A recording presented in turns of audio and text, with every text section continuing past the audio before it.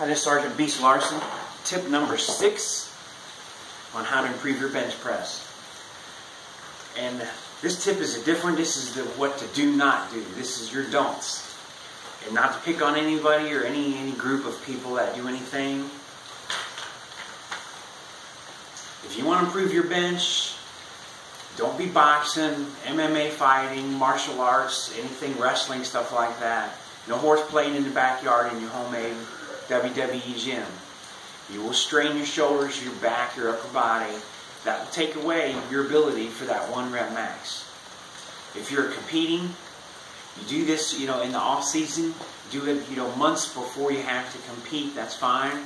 That boosts confidence. That mental part of this that we talked about in the other video. Get it where 80-90% mental. This is great for mental, but it's not great for setting records. It's not great for competing as a strength athlete.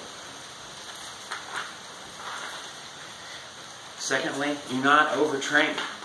You've got to learn what overtraining means.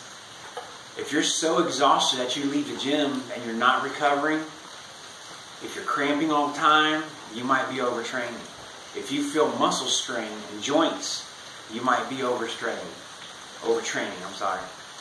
Think about what you need to do. This goes back to your supplements. Are you taking good recovery things? Your amino acids. That will help you recover. Your glutamine. Also, potassium. You're benching and benching hard. The harder that I bench, the more bananas I eat. Because you tighten up your calf muscles. You're on the ball of your foot or your foot's flat. Flex your legs. Your quads can handle that. Quads are a giant muscle. They can handle that flex and that strain. Calves are what cramp up on you when you're benching heavy. I benched it incline last night really hard. This morning my calves were cramping. So I had a banana with the oatmeal and peanut butter first thing. And lastly, recognize when your workouts reach a plateau, a sticking point. When you feel stuck, you feel like, and this needs at least be 4 or 5 workouts, your bench workouts or your squats, where you feel like you're not improving, maybe you're going backwards or something. Is it physical or is it mental? The mental part you can change. If you notice on YouTube, a lot of people have many tattoos, body piercings, beards, variety of hair colors, hair lengths. To them, that's their brand. That's who they are. That's who they've become. And they do that. They look in the mirror, and that tells them, this is my new image that goes with my new training, my new everything. Some people don't do that. They're like me. They're just plain, not covered in tattoos or piercings. They're bald, have a very normal look. We use different external motivators, which I'm going to talk a little bit later about. When you feel like you've reached that point, how do you change that? When I reach a sticking point and my bench isn't improving, for instance, I'll drop in the next 2 weeks or so, 2 to 3 weeks, I'll try and increase my ab work 50%.